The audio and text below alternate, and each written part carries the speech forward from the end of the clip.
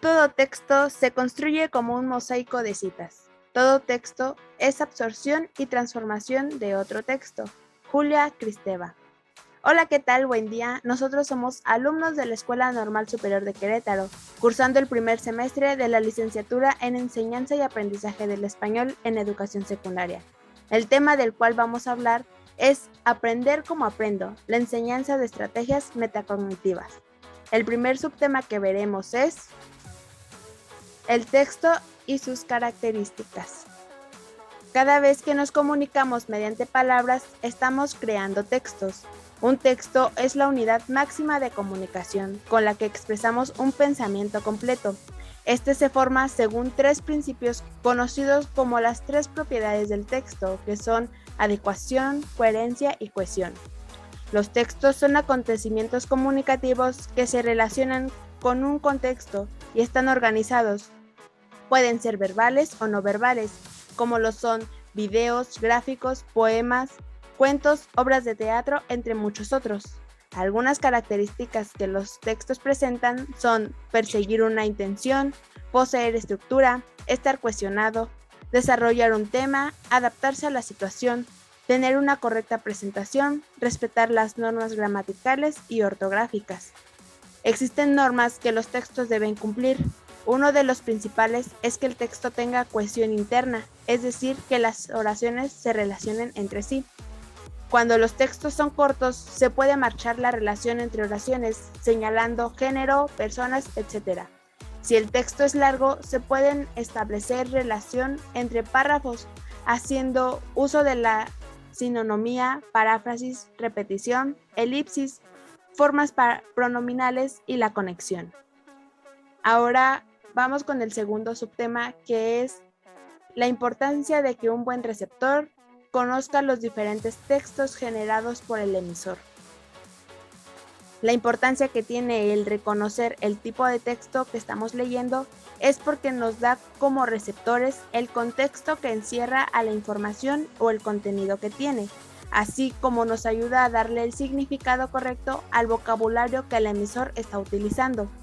Al igual que el reconocer el tipo de texto y conocer su uso adecuado, permite que el receptor enriquezca un escrito, porque podrá crear textos diversos, claros y darle color a la escritura. Pero para poder lograr esto, se debe tener dominio de las características y diferencias entre cada uno.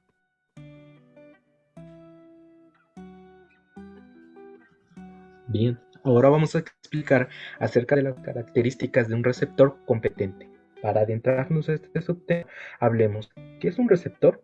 Este es una persona que recibe un mensaje, ya que este elemento tiene una gran importancia en el área de la comunicación, ya que será el encargado de recibir y de codificar el mensaje para conseguir de que exista una buena comunicación. No confundamos las cosas. La función del receptor es opuesto a la del emisor.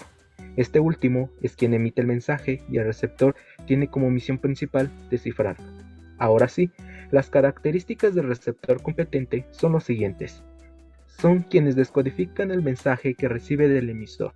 El mensaje le es claro y conciso. Interpretan un mensaje, son empáticos y asertivos. Su lenguaje que utilizan es el adecuado. Por otra parte, un receptor competente es la persona que no se queda con la información dada o recibida tal cual, sino que es la persona que sabe apreciar dicho contenido, convirtiéndose en un buen conversador. Otros pilares extra para un receptor competente es poner atención a lo que la persona dice y cómo lo dice. La mirada, poner atención a los gestos y a partir de ello entender el mensaje.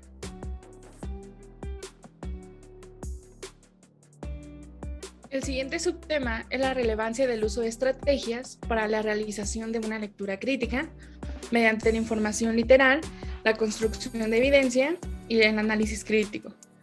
Para empezar, un lector crítico aprende a identificar al autor, los géneros, construye interpretaciones y es capaz de penetrar hasta el sentido más profundo del texto. Un lector crítico identifica al autor, por ejemplo, quién es y qué pretende.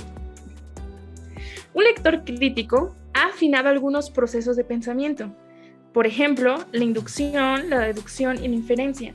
tiene habilidades para establecer relaciones lejanas y dispone de un repertorio de técnicas argumentativas. El lector crítico también tiene a la mano y lee fuentes de referencia, toma notas y glosa los textos, hace cuadros, hace diagramas y se apoya de una esquemática para darle a lo fragmentado una figura de totalidad. El lector crítico también escribe sobre lo que está leyendo. Sabe que esta etapa es definitiva para construir lo que está leyendo. Conoce el poder de la estructura para reconfigurar el pensamiento. Coteja sus conclusiones con otras semejantes. Pone en discusión sus resultados. Somete sus productos al parecer de un público, que no necesariamente tiene que ser un grupo masivo o un público grande.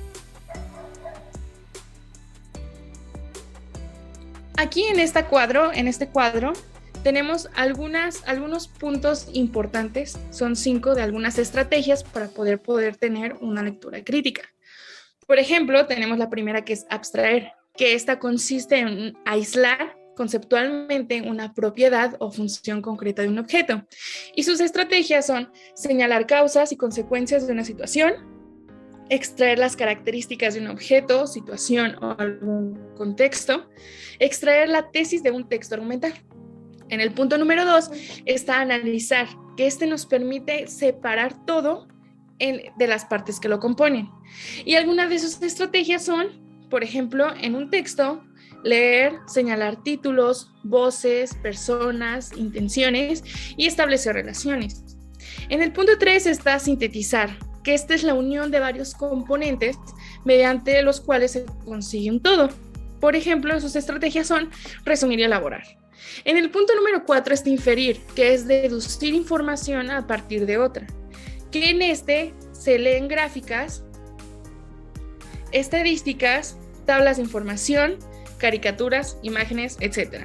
Y por último, en el punto número 5, que es organizar y clasificar, que en este es determinar el orden de los elementos siguiendo un patrón.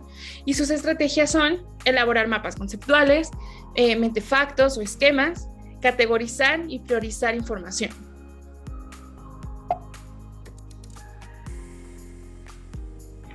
Por último subtema, tenemos las características e importancias del desarrollo de la conciencia metacognitiva. ¿Qué es una metacognición? La metacognición es un constructo de gran importancia para el aprendizaje, en el cual comprende el conocimiento y regulación de nuestras propias cogniciones, así como el de los procesos mentales de percepción, atención, memoria, comprensión, comunicación y los que subyacen a la lectura y escritura, en el sentido de lo que significan, cómo se realizan, cuándo hay que usar uno u otro, y cuáles factores ayudan o interfieren en su operatividad.